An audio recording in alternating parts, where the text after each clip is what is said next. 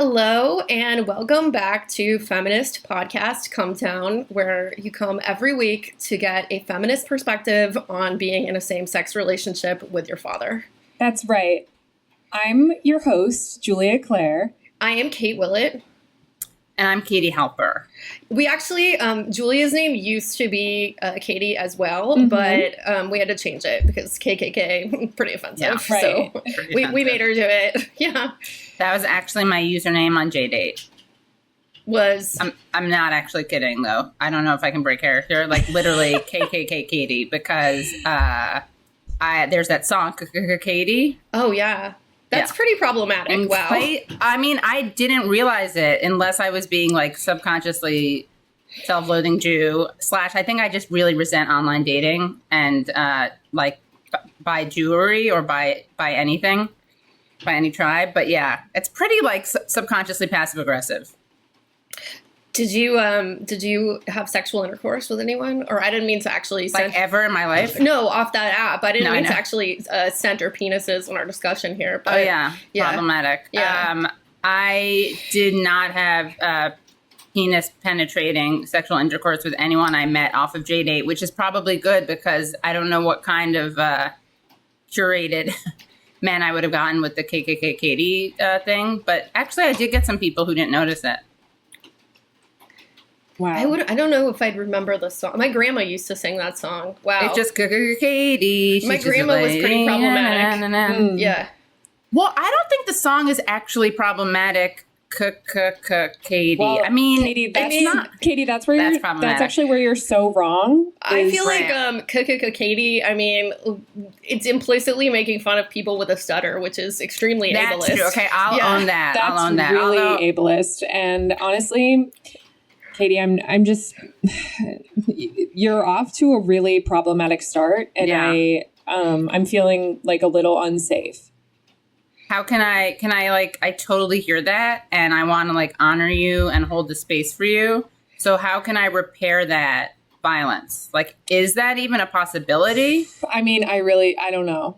I'm just feeling, to myself, like I'm feeling really gaslit right now because my my lived experience of this conversation is that we came together and we were supposed to record a podcast, and now this has sort of been hijacked by your guys' like really intense aggressive energy towards each other, and it's just I'm also feeling unsafe.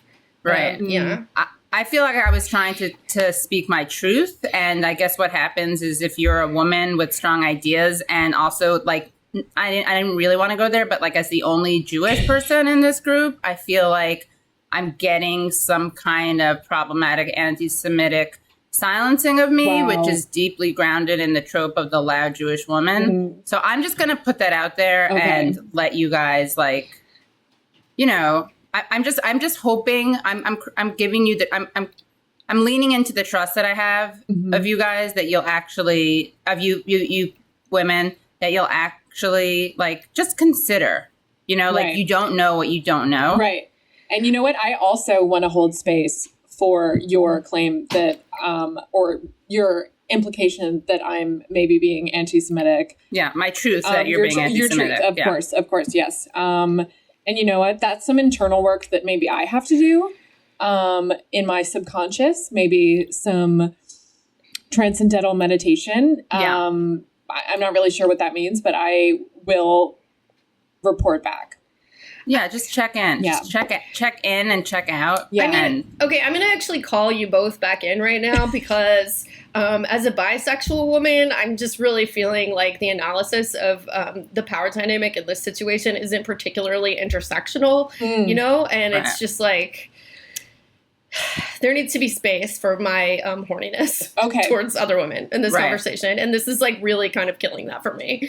Okay. Well, as a queer woman who is also sex negative, I think that I'm ultimately the most marginalized person in this group. And so like definitely outside of the context of a concentration camp, you would be. But like once we broaden the horizons to Auschwitz. Sure. Yeah. And you know what? Game changer. You know what? Nobody thinks about that. So, I mean, some of us do, because some of us like can't help but think about it. We were raised in that. Right. But I definitely would love to have the privilege to not imagine that I'm in Auschwitz every minute. You know, it's for me, it's just like, I just feel like no one's really holding space for the fact that it's been a really rough day for Italians. I mean, Andrew Cuomo literally came out today. Literally, he did it. And he was like, I'm not perverted. I'm Italian, you know, and I'm really tired of the stereotype that my people are just, you know, eating spaghetti and sex offending. And it's like, this is just, you know, this has been a lot. Like, I'm going to need to like sort of take some time to do self-care. Yeah. Unpack all this. Yeah. Yeah. You should like take some kind of like deep, like marinara sauce, like bath. Like where you just kind of like bathe yourself in marinara to kind of like recenter your culture and reclaim that culture. Okay. Marinara sauce. Was that problematic? I thought I was being like really supportive. I mean, it is problematic, but it is also a thing that I did with my polycule last week. So, right. You know, maybe people don't know that I knew that. So that's why it was, That's, Julie didn't know that I knew that. You're allowed to say that, yeah. I'm allowed to say that, yeah. Yeah. And in solidarity, I will bathe in a matzo ball soup. So that like, cause I don't want you to think that I would ever imply something for you that I wouldn't also be willing to do to myself or for myself or by myself or of myself. Okay. Well, we're all, you know, we've established that we're all willing to do the work. Is everyone feeling complete? Is everyone feeling safe? I'm feeling safe. I'm feeling like this is a space where women are supporting women. Okay, cool. Yeah. I love supporting women. Although like, I don't really want to say just that I'm supporting women because it's like, I don't know. Women with a Y. Yeah. That's how I choose to identify, like, by the way. I know it's really old school, but like, I know, but I'm reclaiming that mostly because I don't like the patriarchal alphabet. So I feel like putting a Y in there is actually really disruptive in ways that it doesn't get credit for. And in terms of feeling safe, I just want to do a quick body scan for like 5 seconds. Mm-hmm. Let's exhale. I mean, I'm, you see, like, I wish I could exhale, but unfortunately, as a Jewess, which is like a term that I've reclaimed also, we are constantly, like, all we want to do is exist and, like, on land that had some people living on there, but they all wanted to leave. Right. And all we want to do is feel safe doing that. Like, and we don't feel safe. Like, I feel like there are people who would prefer that my people didn't exist on top of their homes.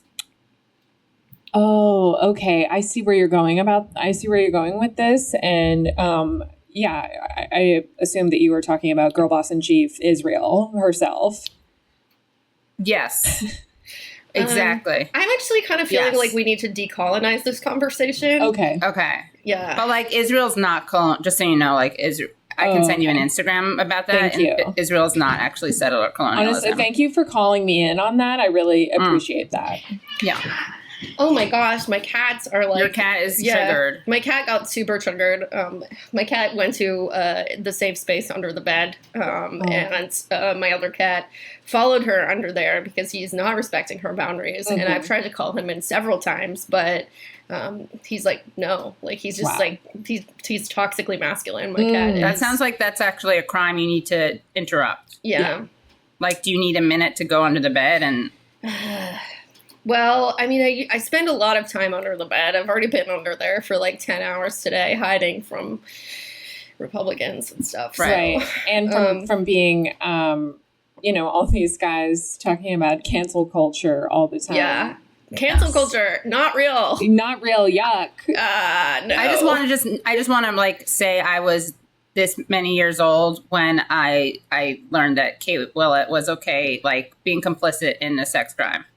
Wow. I mean, look, they're cats, but like I'm allergic to them. I don't particularly like them, but I just think it's really problematic to kind of swipe that under the bed, so to speak. Right. Yeah, I mean, to me, it's like, I don't know.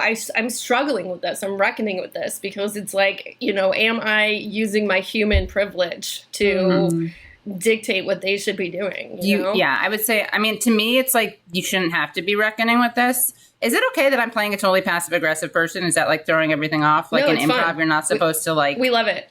Okay. So like, I'm torn because like I half admire you for struggling with that, but I also think it's kind of like almost pathological that it has to be a struggle. Like, why would you even have to wonder? You know, and I'm just saying this like from a space of love and support and curiosity, like no judgment.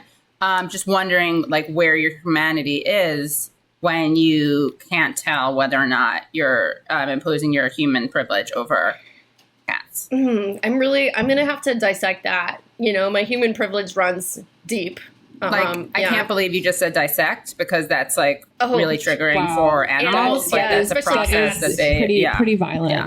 Yeah, it was pretty. Yeah. I think that we should take a step back and examine our own language and just, you know, make sure that we're not inflicting violence on one another with our words. Right. Yeah, I was thinking about canceling myself.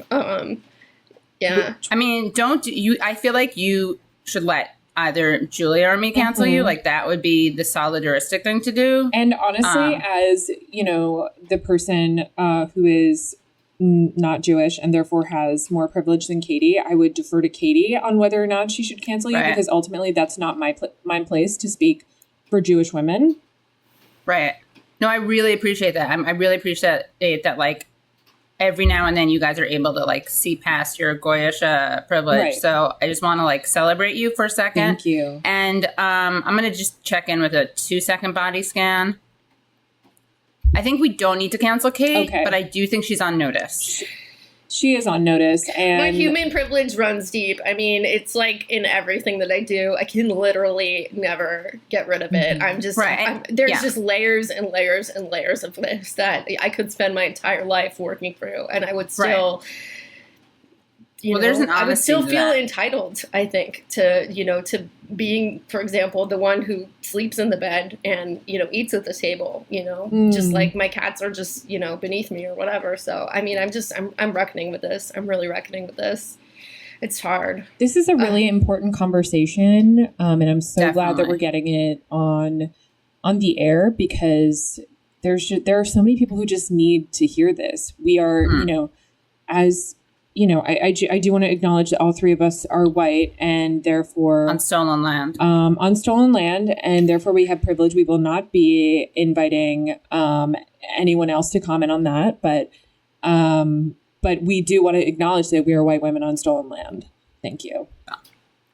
White hyphen Jewish, right? Ashkenazic, not like Mizrahi, which really I have to claim my white Jewish. I've not claimed. Sorry, far be it from me to claim it. I have to acknowledge it. Mm-hmm. I'm gonna go with white hyphen Italian, because my ancestors, they were white but also very trashy. So yeah, I'm just gonna stick with white because you're tall. I understand. I'm tall. You're tall. You're good looking.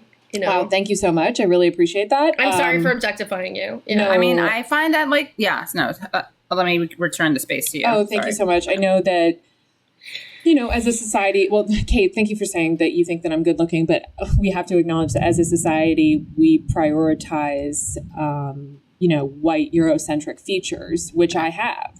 I kind of feel like you're being homophobic towards me. Okay. Yeah, like that's like really. Right, that's true. My lived experience is that like I find you attractive, and and you're not allowed to because you're a woman. Right. Like you're not allowed. Like it's almost as if this toxic masculinity should be relegated to the male gaze realm. Yeah, and gays, of course, not gays and straights. Mm-hmm. I just still feel bad that my one cat is looking at my other cat with the male gaze under the bed right now. Well, maybe, I mean, are you maybe like denying the other cat's agency? Like maybe there's like gender, role play, like they're being subversive. Oh, that's true. My cats are doing BDSM. Oh my God, you guys. Oh, you're so cute. I'm so sorry for kink shaming you. And they are, as far as I know, brother and sisters. So we have to hold the space for that incestuous relationship. Yeah. Because, on the, coming back around to, is it okay?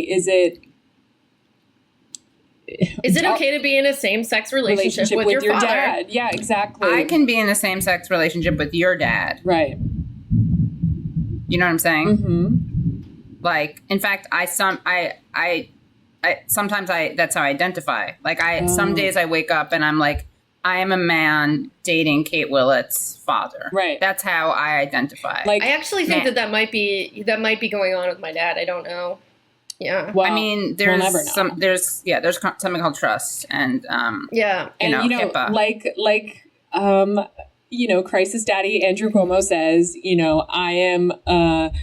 I'm a Jew. I am a Muslim. I am gay. I am black. Right. I'm a woman. It's just protecting her reproductive freedoms. This is upsetting because this was like a hard day for me seeing someone cancel gay Muslim man Andrew Cuomo. I know. It's like, it's a hard day for everyone. Yeah. I mean, as he is a Jew, he's a woman, so it's hard over here too. He's a woman seeking to control her body. That's right. That's what it is, yeah. And nobody can prevent him from identifying that way. No. So. And he's a woman seeking to control other women's bodies and cupping their breasts. Right. Whereas I actually really feel for him because I think a lot of people mistakenly cast that as sexual harassment as opposed to a kind of like, I'm going to go old school again, but almost like my body, my choice, our bodies ourselves kind of orientation where it's really much more about owning the feminine space that is your own body when you're Andrew Cuomo. Yes. Yeah, that's yes, true. Right? I think I've been wanting to say this for so long and no one else will go there. Right. Even though I think I think for some people it's like on the tip of their psyches. For other people, they're just too their view of the world is too gendered. But I think that if we all look back and took a step and kind of stepped outside of the patriarchal, cis normative lens, we would see that what Cuomo was doing was actually pretty beautiful. I mean, it was a rejection of so many paradigms. Yeah, I mean, to me, the whole thing that I feel like this discussion about Andrew Cuomo has missed is there are so many men out there that are, grabbing boobs and butts, and all of them are culturally appropriating Italians, right. Yeah, I don't think that Andrew Cuomo, he's just, he's living his truth. Okay, well, right. As the least ethnic woman in this triad, I do have a different lived experience in which no one in my family has ever even hugged. So I find any touch to be violent and offensive. Violence, yeah. Yeah. Right. But I mean, I feel like you're actually in that you're less indicting Andrew Cuomo than you are your own kind of puritanical, sanitized family structure in which intimacy is so frowned on. I almost feel like you were calling yourself out and normalizing Andrew Cuomo. And I'm reckoning with that and reveling because I don't actually know where I come down on that. I'm going to have to check in later about this, but I'm getting all sorts of feelings in my body that are just, there's something that's just not okay with that. Okay. But at the same time, when I look at it through a Combahee River collective gaze, there's something really redemptive. Redemptive. Okay. That totally makes sense. Right? I'm not lying. It makes sense. I don't know that I would ever normalize the way that Italian Americans express affection and intimacy, but you know what? That could be subconsciously saying something. I was going to say you'd never consciously normalize it, right? That you're almost actually proving my thesis because that would be kind of definitionally impossible, right? Yeah. So the very premise of my thesis is that it would be subconscious, and yeah. Wow, I mean, to me, my whole thing with Italians, if I think about the reason that Italians face so much hate in our culture, it's because they're always making the spaghetti and eating the pizza, and it's okay, that is, really it's hard. People are just really so quick to body shame anyone for eating carbohydrates, and I think that we need to normalize carbohydrates again. Okay. Yeah. How could we do that though? Like, I feel like it's almost like imagine a world without racism. Like, what would that even look like?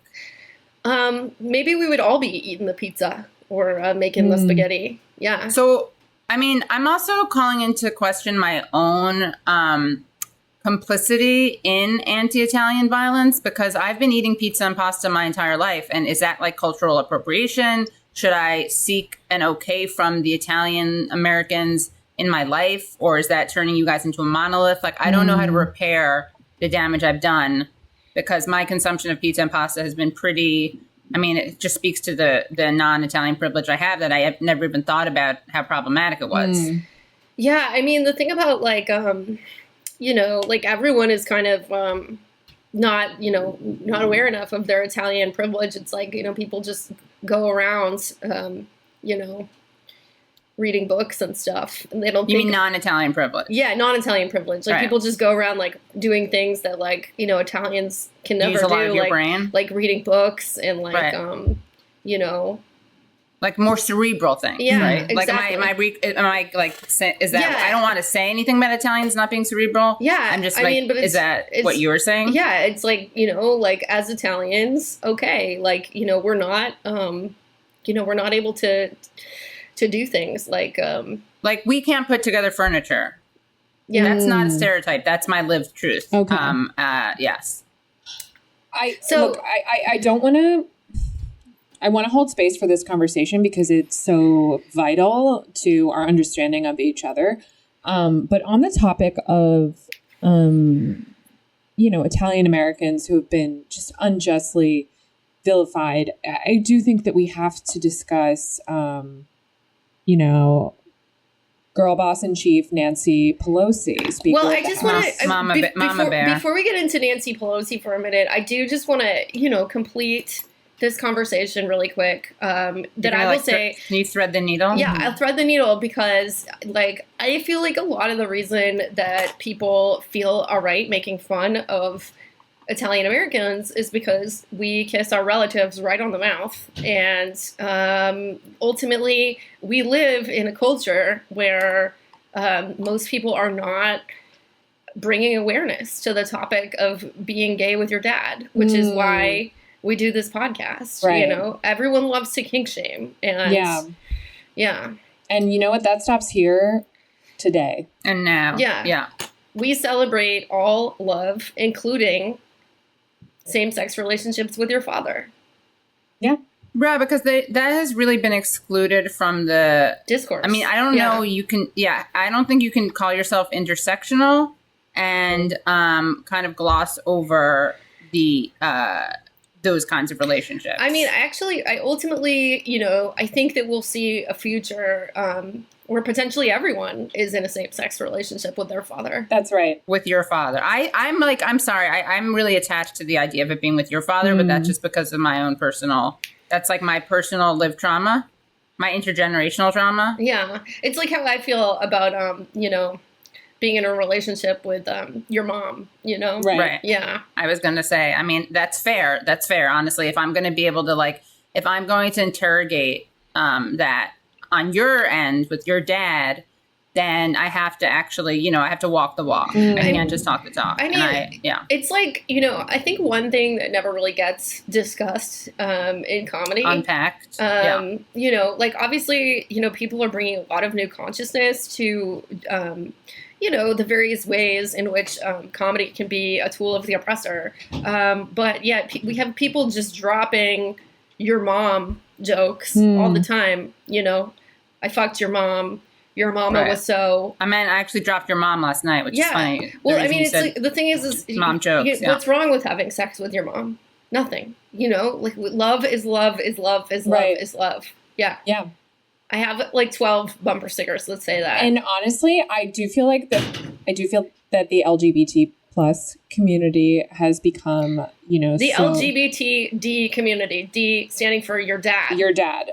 Right. Well, I do. QIA. Right. And I do feel that the reason why, you know, the D is not a household name yet is just because of the like really corporate and sometimes violent infrastructure that the community has subscribed to over the years.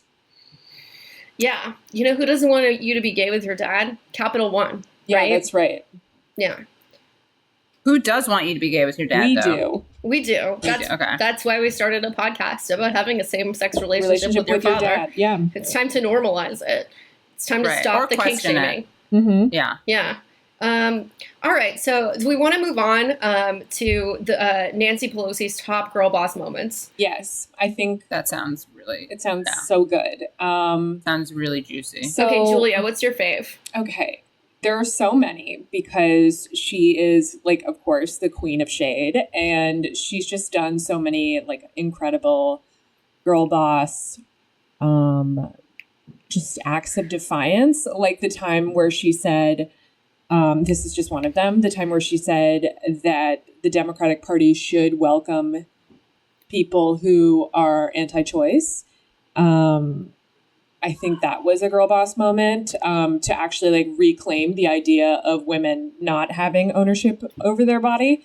I think that was really brave of her. And yet simultaneously be inclusive of women who do want to have ownership of their bodies, you know? Right. Wow, I'm just actually, as I'm saying this, I'm just like so uncomfortable with the word ownership. I feel like that is like really problematic. Really, like, especially like as white women. Rhetoric.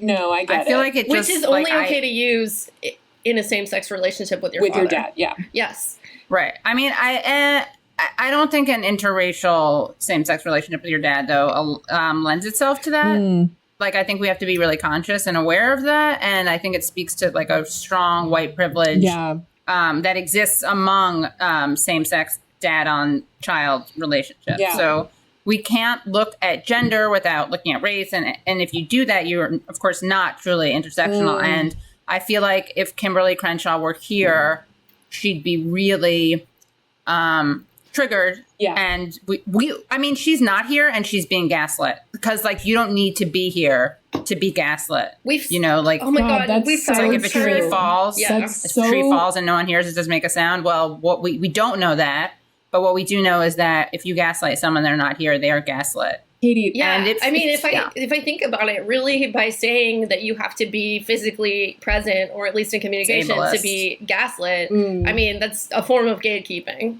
So and ableism. Yes. I mean, I think it's actually interesting that you didn't see right away that it was ableist. I think you may want to like just reflect on that and see what that brings up for you, because you may find out a lot about yourself. But yeah, gatekeeping too. Ableist gatekeeping, which is actually a very hard thing to do. I learned the hard way. Oh, well. Look, not everyone is physically able to gatekeep, and we need to make space for that. We need to make space for that. Yeah. And you know what? I want to say, I want to thank... They're gate nudgers. Right. Gate nudgers. Yeah. Katie, I just want to thank you for calling me in on the language that I didn't realize I was using that was problematic. And, you know, again, that is my privilege, blindness as a just plain old white woman, white, comma, in parentheses, nothing. Okay, but when you call yourself a plain old white woman, okay, that is ageism, old. Also blind, we're doing some more ableist language with blinds, and plain, but, it's like you're not acknowledging your hot privilege. Oh my gosh. Also, there's like the plains and like Native Americans, and that's also like stolen land. We are on stolen land, which includes plains. So I'm just, again, like, I'm really... You know, it's a fine line to walk, because I want to congratulate and I want to like salute your guys' efforts, but I also don't want to be complicit, and I don't want to cater to assumptions. So I'm just really reckoning with that. And so if I look checked out, that's what it is. So, you know, sometimes I may need to like go for a walk. And sometimes people are like, why aren't you in front of your mic and camera doing a podcast? And they don't realize that they're actually being really ableist, because that's the way I have to let off steam sometimes, is I have to walk around and like, you know, like chocolate sometimes is like required for me to feel better. So I feel like really naked and exposed right now. I'm sorry. I don't know if that was too much. I actually really love when people are vulnerable, you know? Okay, great. It's like, I needed to hear that. Girl boss Brene Brown, you know, she's like really been so inspirational to me. Like that is, I mean, ever since I like found her work, I've just been crying at all times. In front of everyone. Because if you're not crying, you're not paying attention. Yeah, exactly. That's so true. I mean, except if you're mad, then sometimes it's okay to not be crying when you're outraged or even like if you're like yelling. yelling. Yeah. If you're yelling, then that's okay. Unless the person that you're yelling at is not a straight white man. It's only okay to yell at them. Yeah. In which case you should be yelling at yourself. I mean, really, are we living in an age though where, I mean, in terms of like, yelling, you know, I've been operating like it's only cool to yell at straight white guys, but are we kind of like, are we missing something? Like, is it time to examine as a culture of whether we should be yelling at more white women, cis white women? Yeah. I don't know. These are the really tough questions. Yeah. No, I mean, I think the Karenocracy has really complicated that. And it calls on all of us to really check our white privilege. And be yelling at all times. Yeah. Yeah. If you're not yelling, you're not paying attention. And if you're not yelling at white women, you're not paying attention to other things. And you're complicit. You're complicit. Your silence is complicit. But if you are a white man yelling, if you're a cis white man and you're yelling at a white woman, then that is... It could be a Karen. It's violence unless it's a Karen intervention, and you are like bearing witness to someone else who's being Karened. In which case, you're actually being an ally, and in which case, you're not yelling is violence. Wow. Okay. Yeah. Honestly, Katie, this is why I find our conversations so valuable. Because, illuminating, valuable, and thrilling. Again, you opened my eyes to so many things. Oh, there we go using. Using it's okay. You know what? Again. Look, we're everyone. We all struggle, and we're not born with this vocabulary. And again, I just want to salute everyone and sun salute everyone. Oh my God, Katie, sun salute! Wow, you're doing cultural appropriation right now. Yoga. Well, actually, I meant SON salute because I'm actually centering the male. Same-sex dad, the male son relationship. So I was talking about sun salute, SON, but I think it's interesting that you kind of projected your own fetishization of the East. I mean, I would really love for you to take a look at Edward Said's Orientalism book, because I think that like that opus could really help you. Because you haven't done the work that like Julia or I have done. And I say that I don't know if Julia's read Orientalism, but like, she's read it. You know what I mean? Like, you may not have read it, but you've read it. Right. And Kate, I don't mean like, okay, now that I'm saying this, look, I have to look at myself because I realize that there's so much history of Italian as, I mean, you said it yourself. I think I said cerebral, but I was picking up what you were saying. And I just realized that like, it is problematic for a Jewish person to ever accuse an Italian person of not having read something. So I want to like apologize to you. Thank you. That really means a lot to me. I accept your apology. I don't know that I necessarily feel safe, but I do accept your apology. I mean, I want to thank you as a Jew because Jews as like, you know, before, let's say 1948, the threatening Jew didn't really exist in the collective consciousness, the discourse. So I actually feel like you are saying something really subversive by suggesting that an Italian. I mean, you are speaking to both an Italian. You are basically blowing up two stereotypes: one of the feeble Jew and the butch Italian. So I just think that like. It's one of those things where once you start dismantling one system of privilege, like once you start blowing up one stereotype, you really disrupt the entire paradigm. And so you're doing more work than you even realize. Like you are challenging Italian phobic things and Jewish anti-Semitic things at the same time. Thank you. That's actually, that's a big part of my purpose. I really appreciate that. Well, now I can see that. I mean, like if you'd asked me about you 5 minutes ago, I would have said like cancel Kate. Yeah. Hashtag cancel Kate. I actually scripted the tweet. But now that I realize like you're kind of you're just, I don't know. My thing about my thing about like how we're just like saying that we're going to cancel people is it's like canceling isn't a real thing. It's not. Like cancel culture is not real. It's not real. At the same time, we need to do it to everyone. So it's not real. And like, it's not real. And I think we should be like, literally like, so I just want to like lean into my culture. And as you guys probably don't know, there is on, Passover. So there would be X's on the non-Jewish households.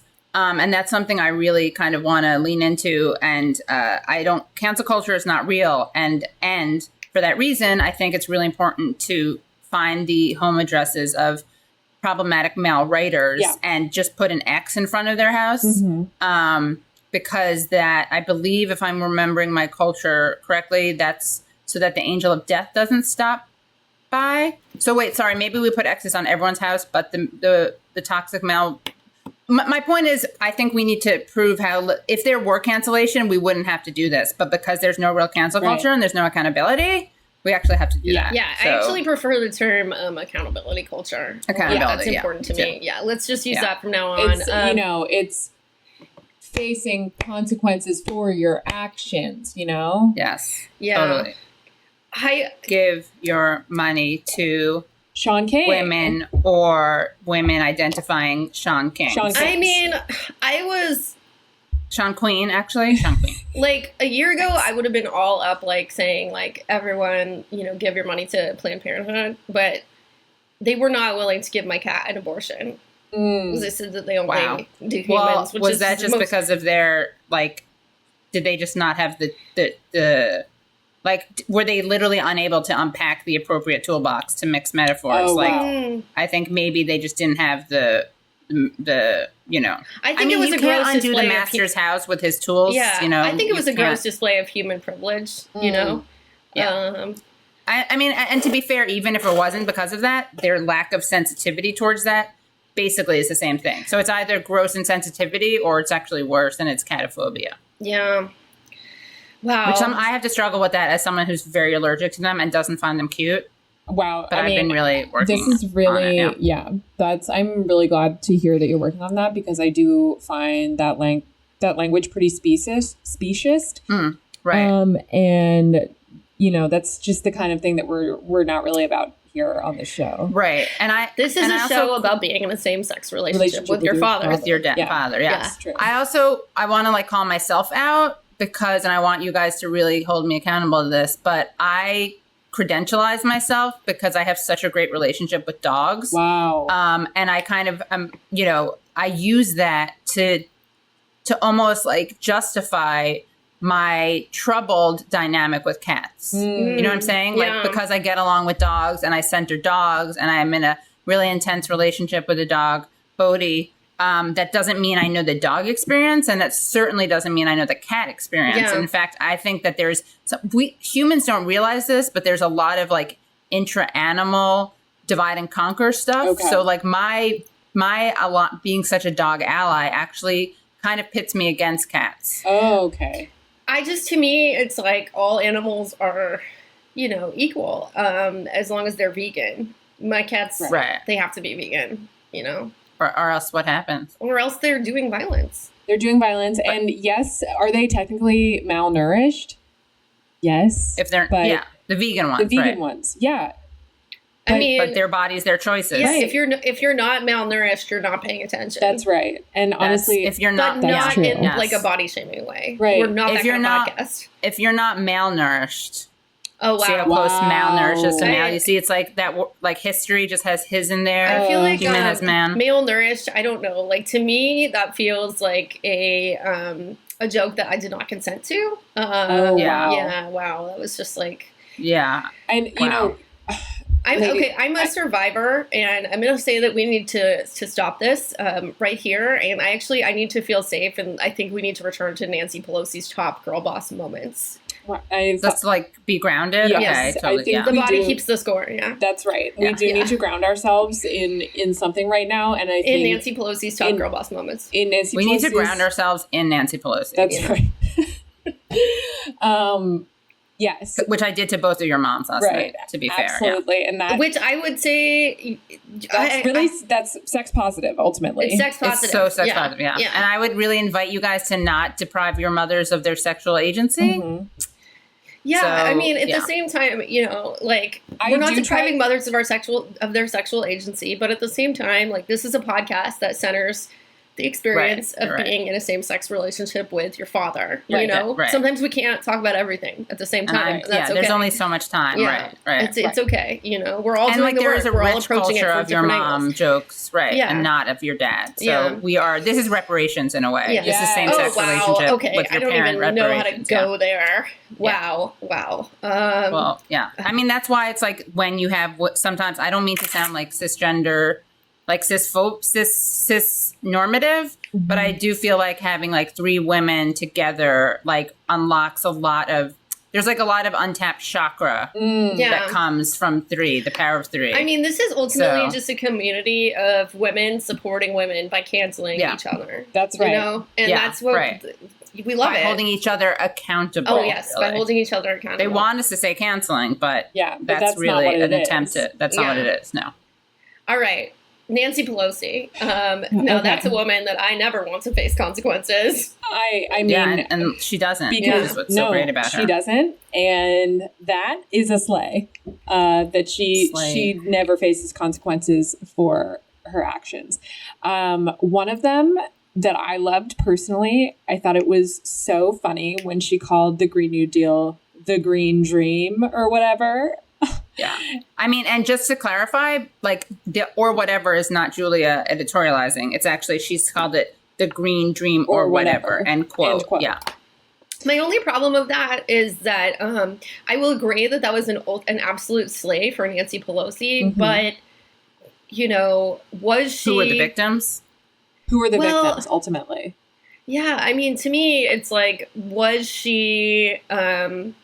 No, was she throwing shade to a woman of color? You know, should we be celebrating women of color, a whole squad? Yeah. It was squattist, right? Yeah, she was squatting, right, and on their space, on stolen land. But at the same time, it's confusing because she was also throwing shade to Ed Markey, who is a white man, and a white man, a cis white man, a cis white man, who's transitioned. By the way, he transitioned because he was not always progressive. He was a much more centrist, but he now progressive identifies. And I mean, you know, it's a little late in his career, but like, who am I? We can't hold people. That's a ridiculous thing to say because there's so much pressure to be centrist. And like these days, younger people like will come out as progressive younger and younger. And that's great. It's like really controversial and we need to hold the space for that.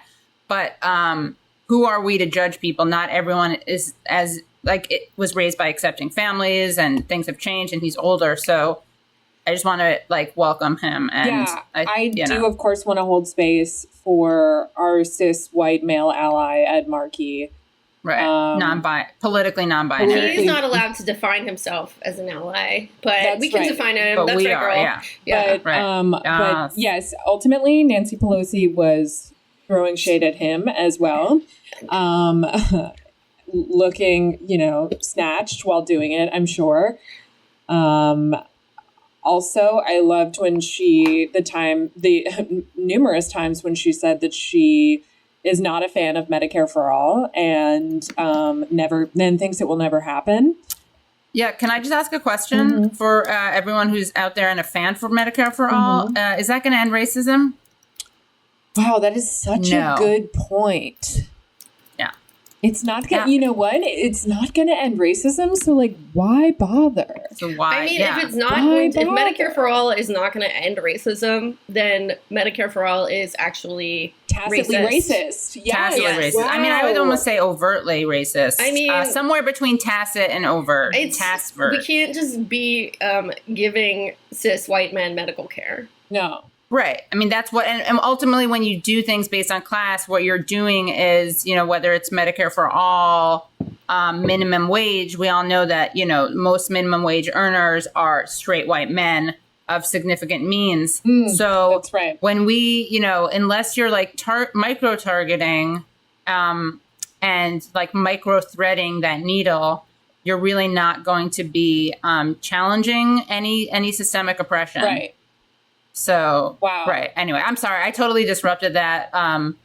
Like if I were a straight white male, you would totally want to cancel me for that interruption. But I think that maybe like I'm really appreciating that you are holding the space for my taking the space as a Jewish woman. I mean, as a Jewish woman, it's really like, you know, I'm just trying to live, laugh, love, and listen. You know, you now Jewish identify as a Jewish. No, like you were you were repeating. I see. Right. For like you as a Jewish woman, I'm trying to live, laugh, love, and listen to you. Right. You know.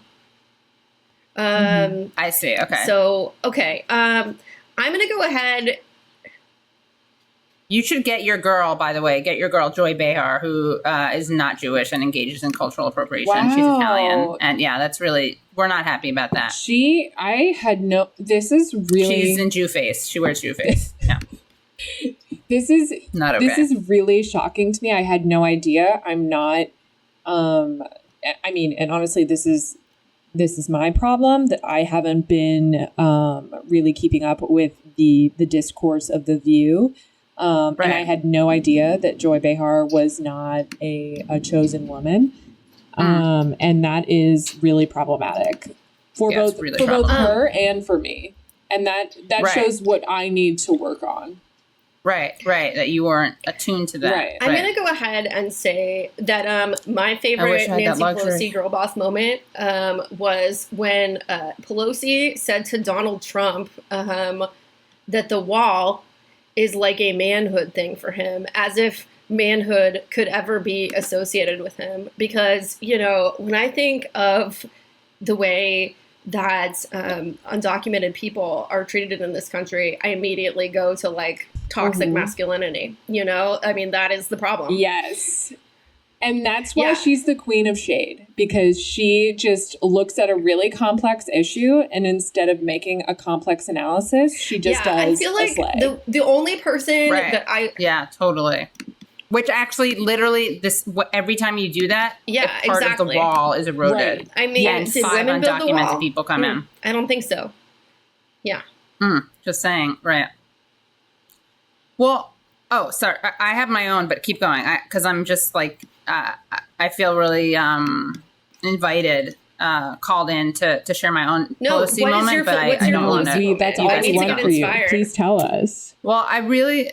Yeah, maybe we can cut some of these in, by the way, the audio, because that would be just like so good to like bear witness to what she said. Let's do it. So, yes. Yeah. I listen to it every morning when I rise and grind. Also, it's like trigger warning. We are going to hear, it's like one queen references another queen. And also, of course, we haven't even unpacked the monarchist implications of that terminology. Right. Okay. But, you know, we'll do that. Like, there's only so much we can do in one show. 10 states, as I said, on Friday, started their early voting the day that we lost Ruth Bader Ginsburg. But to be clear, you're not taking any arrows out of your quiver. You're not ruling anything out. Good morning. Sunday morning. We have a responsibility. We take an oath to protect and defend the Constitution of the United States. It's an amazing moment because what she's doing is she's literally interrupting and disrupting the male voice, not just the male gaze, but the male voice. And Good Morning Sunday Morning, a lot of people thought that was kind of like incoherent, but what that really was is a really deeply feminist, kind of Virginia Woolfian use of language, a rejection of the patriarchal linear narrative, a kind of postmodern, free association, nonlinear disruption. Good Morning Sunday Morning. You know, she's like challenging just the very chronological, logical, normative narrative that we hear usually, like just good morning. But Good Morning Sunday Morning it's a tribute to Virginia Woolf and Emily Dickinson. Wow. Oh, wow. And near rhyme and flat rhyme. Oh, beautiful. That's so wonderful. Yeah. I mean, my only problem with Nancy Pelosi is that she's not the literal president. If she was the president, oh my God, I mean, everything would be so amazing. We would be, there would be no problems anymore. There would be, first of all, I mean... goes without saying, there would be no racism. There would be no sexism. Sexism, right. Italians would feel free. Italians would finally feel free. First time. Yeah, right. we would be eating our spaghetti. Right, like without feeling. Yeah. Without feeling persecuted. Because you guys do that, but you just feel in threat. You feel unsafe when you do that. But now, yeah. The only person that I love more than Nancy Pelosi is it's today we have to celebrate a very, very special person because do you guys know what this anniversary is that we're celebrating? I don't want to. I would rather give you the space to tell us that. Okay. Today is the 3-year and 2-month anniversary of the greatest comedy special of all time, Nanette. Oh my God. Wait 1 second before we, I just want to if we could hold the space for literally 1 minute. I just want to also give Nancy Pelosi, Slay Queen cred for, when she clapped, I don't know, probably the most disruptive feminist. It was the closest thing that we've seen to direct action that any elected Speaker of the House has ever done.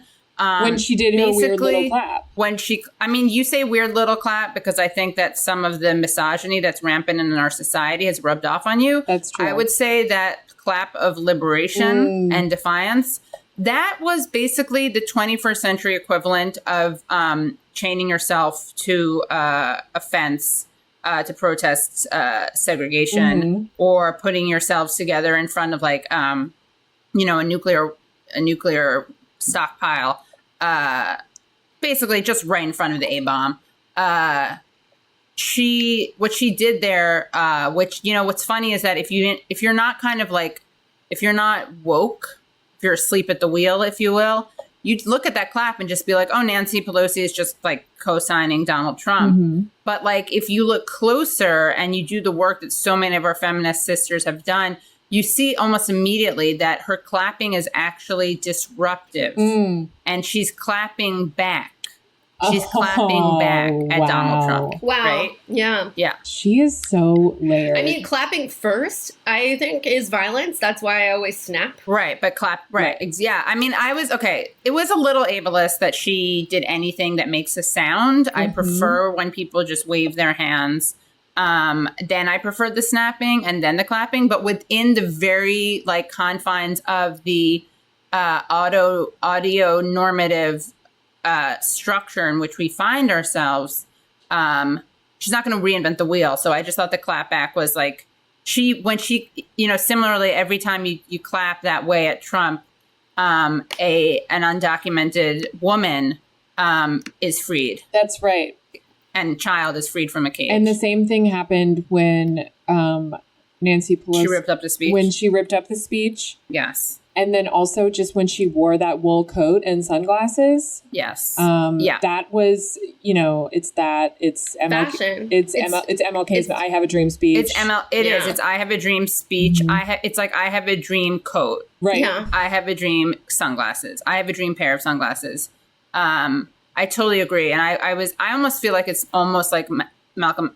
Well, yeah, but you're right. And then the ripping of the speech is like Malcolm X level, right. Anti-racist discourse, almost Kendi.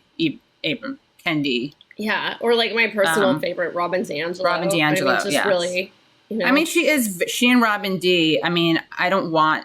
I hope you. I'm glad you said that. I didn't want to make to center a white woman. Yeah. Well, no, that's kind of inevitable when we're talking about our slay queens. It just happens to be, Nancy and Hillary. But I didn't want to go to the Italian. All Italians are the same. So I want to thank you for stepping in there and mentioning D'Angelo, not the singer. All right. Well, can we honor this anniversary now? Yeah. Sorry. I'm really sorry about that. Yeah. It's just I don't know. I just feel like it's been 3 years and 2 months since comedy was revolutionized. Invented. I thought halted. I thought it was stopped. Well, isn't this interesting? 3 different people have different, that's the power of, right. No, it's she invented a new form of stand-up comedy. She slayed an old form. She slayed. And gave birth to another one. And she did, and you know how she did it? She's such a genius. She wrote a full hour of material and then removed all of the jokes. Wow. And that is revolutionary. I mean, to me, like, centering jokes in comedy, is phallic a little bit. It's phallic. Very phallic. It's ableist towards Italians who are not funny, Yes. Right. Yeah. Right. Loud. I mean, because, Italians, right. You shouldn't have to be funny to get stage time. Right. You can just be loud. No, I wish Hannah Gadsby were here right now. Like, I just... Would you give her, like, an honorary bowl of spaghetti and meatballs? I would elect Hannah Gadsby the president of the United States. And Italy. Yes. I would elect Hannah Gadsby the president of the United States of Italy. Oh, and of Little Italy. You could, I mean, look, I think, think global, act local. I mean, I think we could definitely get, like, a street named after her in Little Italy. No. Nancy Pelosi / Hannah Gadsby 2024. Yeah. That was, like, very, that was so female of me. No, that's not the right. That was so problematic of me. You know how, like, Pantene, like despite its capitalist nature as a hair shampoo company, like, they really did cause us, they, like, paused and caused us to notice the propensity of women to apologize. And right there, what I was doing was I was being the accommodating, self-effacing, I was not claiming my time. Yeah. Reclaiming my time. I wasn't claiming my space on stolen land. That's probably why. So shout out to myself for not doing that part. But I needed to reclaim something because I needed to demand that she be the president of the United States of Italy. And what I did there is I went straight to the compromise, which is like, so how many women do that? I mean, actually, right? Nancy, Hannah, Kamala, 3-way ticket. To like Nirvana, like what would like a non-problematic reappropriated Nirvana be? Like 3 tickets to paradise? That's also like Judeo-Christian. I don't know, but it's just like, I want to live in a world where like Hannah, Nancy, Kamala are president. Like, just think about it. Like, Kamala comes, she arrests all the men. Okay. Which is like amazing. Then Nancy Pelosi claps back. Wait, I just want... Okay, yeah. And then we all sit down and digest the greatest comedy of all time. That's right. Yeah. But Julia, I heard you were trying to speak up and you were like sandwiched between 2 louder ethnic women. So what were you going to say that Kamala was going to arrest the men for? For carrying less than 1 ounce of marijuana on their person. I thought you were going to say for like not taking their kids to school, which is something else that we should really son and daughter salute Kamala for, because her truancy, while some people think that it's problematic to arrest people for not bringing their kid to school one day and it's criminalizing poverty, that is something that I think it's easy to say when you're a straight white man, and it's a lot harder to see when you're not. Yeah. Which is why there are no progressive women of color in the world. Yeah, this is rocking my world right now. Yeah. There are none. And I really do think that people who, accuse Kamala of perpetuating the standard of criminalizing poverty need to check their privilege. Yeah, totally. Because they're actually, the biggest criminals. Well, I'm sorry, I cut you off. No. I cede the floor to you. I just wish you yield your time. I'll reclaim your time. Thank you. Yeah, I'll reclaim your time to say I yield my time to Hannah Gadsby and Kimberly Crenshaw, neither of whom is here, but yet they're both here. Yeah. On stolen land. Hello. Oh my God. Hannah, is that you? What? Are you there, God? Are you there, God? It's me, Kate and Kate. Thought I heard my name. Oh my gosh. Were you talking about how I revolutionized stand-up comedy? We were saying that. That is so amazing. Thank you so much for everything that you did to end sexism by having a Netflix special. Oh, thank you. You don't need jokes in a special. That's what everyone thinks, but you don't. Yeah, you just need to talk about Picasso and Van Gogh. Oh, wow. I mean, it's just like, I would say that it is violence to mention the name of either of those men, especially without a trigger warning. But I just, from you, Queen, anything. Anything, yeah, from you, Queen. So, is the term queen too gendered? I apologize. It is a little gendered for my taste, but... Quing. That's Queen and King. That's better. Yeah. I mean... I just want to thank you. I can't see you, but from your voice, I think I want to thank you for introducing American audiences to crocodiles. Oh. I think that's really important. Hannah, okay, so if we elected you the president, what would be your first stuff that you did? Okay. Well, first of all, self-deprecating humor would be completely illegal because... I love making speech illegal. That's my favorite thing. Self-deprecation is just self-humiliation. And it's actually quite violent. But the thing is that a lot of people don't see it like that. And that in and of itself is a privilege. Wow. I never really thought about... the privilege of laughing at something. Wow, I'm gonna never do that again. Wow. I just want to push back on that a little bit on 2 counts. One is that as an Ashkenazic woman, Ashkenazis are statistically the most self-deprecating. So you're just going to want to maybe examine that a little bit and unpack that. Also, I think that's kink shaming because the suggestion is that violence is never... basically, it's a erasure of Jews and BDSM participants. It's a erasure of BDSM culture and or Jewish culture, Ashkenazic, not Mizrahi. And of course, I shouldn't say those things like they're mutually exclusive because there's a rich BDSM Ashkenazic culture. So it is basically, I just want to invite you to interrogate whether you agree with me that it's problematic on those 2 counts. And as a Jewish woman, I can't speak for BDSM. But I can say I'm ambivalent about BDS. Okay, well... But that's another issue. There's a lot to unpack there. I just want to remind you that I'm a lesbian woman from Tasmania, and that basically makes me a white Aboriginal. So I would invite you to check your own privilege. But I will, of course, internalize everything that you've just said. Thank you. I really appreciate that. That is so beautiful, Hannah. You just really have showed me a whole new way of opening to my own growth and leveling up, I wish that you could be the president and that I could also get therapy from you. Not to ask you for free emotional labor.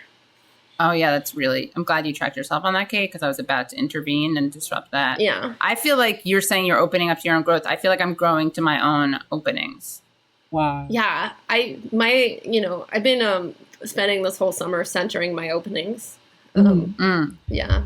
I've been opening my center. Yeah. My chakra. Yeah. It's interesting how that works out. Yeah.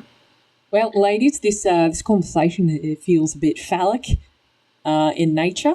So I'm gonna skedaddle. If that's all right. Okay, but Hannah, all right. So let me push back on this by calling really us. Push back after she said it was phallic. I don't want to penetrate that too deep. Oh, sorry. Well, I just feel I don't even know. Words are just violent. By implying that the phallic language is not welcome in this feminist space, aren't we potentially being turfy? Hannah, have you thought about that? Right? I haven't, and that's really something that I need some perspective on, and I guess I'll have to go read some theory, some Not the, socialist kind, but the good kind. The misogynist kind. Yeah. So I do have a question for you. Given the subject matter of this podcast and your outstanding advocacy for, the LGBT community, for literally every single member of it, where do you fall on having a same-sex relationship with your father? How can we support and celebrate being, as some might more colloquially say, being gay with your dad? Oh, okay. Being gay with your dad is something that I've never given much thought to, and that's really my own. Yeah. That's my privilege. So I want to acknowledge that. But I think ultimately we just have to support each other. That's really all I'm going to say about that. Wow. That's really beautiful. I feel like you didn't... Thank you. Yeah. Thank you. I was just really moved by that. Yeah, that's how I revolutionized stand-up comedy. I love watching stand-up comedy and crying at the same time. I mean, it's like, if you're not crying, you're not paying attention. That's right. I agree. And if you're not paying attention, then you're not crying. So it's like full circle. I feel like this is like a little bit ableist towards people with ADHD, but all right. Well, also it's very, not everyone has tear ducts that are fully functioning. Not everyone even has eyes. That's true. And it's actually a myth that you should be laughing during a comedy special. So that's something that we really need to deconstruct, I think, as a society. Yeah, that. It's like the Founding Fathers mythology and laughing during comedy. Right. I mean, are both such toxic mythos. Right. Yeah, I mean, I've just learned so much from you and Lin-Manuel. That's what I like to call him. Yes, he and I are very much the same in many ways. We are both Latinx. Latinx, yes. Yeah. And I say that in the broadest sense of the word, but in the sense of the word nonetheless. Well, I think that English has a lot of Latin roots to it.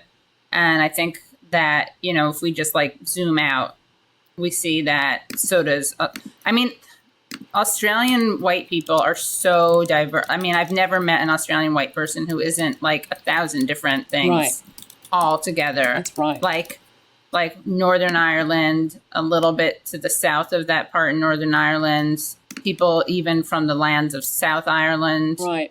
Some people from England. I mean, it's hard to keep track of the cultural richness and diversity of white Australians. That's right. Hannah, okay, I know that this question is going to be a little triggering, but given this is, the feminist podcast, CumTown,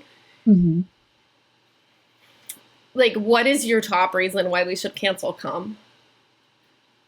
Well, I've never interacted with it personally, but I think because it is, its trajectory is quite violent. I find its viscosity rather kind of transphobic, I'll say. Yeah, it's even though it's fluid, it's at the same time its viscosity interrupts its fluidity. That's right. It clearly exists in a binary world, and I want to abolish binaries. So I want to abolish cum. Well, that is within your right. I want to cum abolition. That's right. Cum abolition. I'm a cum abolitionist. Yeah. No, I want to cum it's different. We can talk about it later. I'm not really ready to talk about it publicly, but you're not picking up what I'm putting down. But we'll talk about that later. Okay. I just feel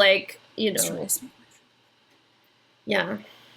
Hannah, it has been so amazing to just chat with you about such a really wide-ranging just like a really wide-ranging, girth. Yeah, it's just been like so beautiful. And like, I'm just super glad to hear that, that you are a common abolitionist, that we're totally on the same page about supporting having same-sex relationships with your father. Oh, yeah. Yeah. Well, thank you, ladies, for having me on to talk about cum and, as I said, revolutionizing stand-up comedy. Thank you so much. Stand-up comedy. All right, you guys. Well, this has just been like such a beautiful experience. I just feel like so grateful to have shared with you both. And, I just like, just like to all of our listeners that are just like out there struggling, with wanting to be in a same-sex relationship with your father, just like go ahead, make the move. Like, just we love you, we accept you, we're here for you. This is Julia again. I just wanted to say that I took some time for myself over the last few minutes to. Did you do self-care? To do self-care, and radical self-care. Radical self-care. That's the only kind I choose to practice. Right. And I just want to say, in support of what Kate said regarding being gay with your dad, say yes to life and say yes to love. I'm really sorry that my cat is yelling. This is actually, he's the male cat and he's toxically masculine. So he's just constantly interrupting me during the podcast. But he's trying to silence women. Yeah. I want to say, like, love trumps hate. Wow. Like, at the end of the day. Wow. I want to say I'm here. I'm queer. I'm really sorry for all the ways that I have not unpacked my privilege. Right. Yeah. All right. Well, we did so much work here today. We did really, so much important work. Emotional labor, unpaid emotional labor, which is why we should direct everyone towards the feminist CumTown Patreon. Mm-hmm. Yes. That's right. All right. Well, thank you so much. This was really beautiful. Thank you so much. Also, Cash App, Venmo. Thank you so much. It's really beautiful.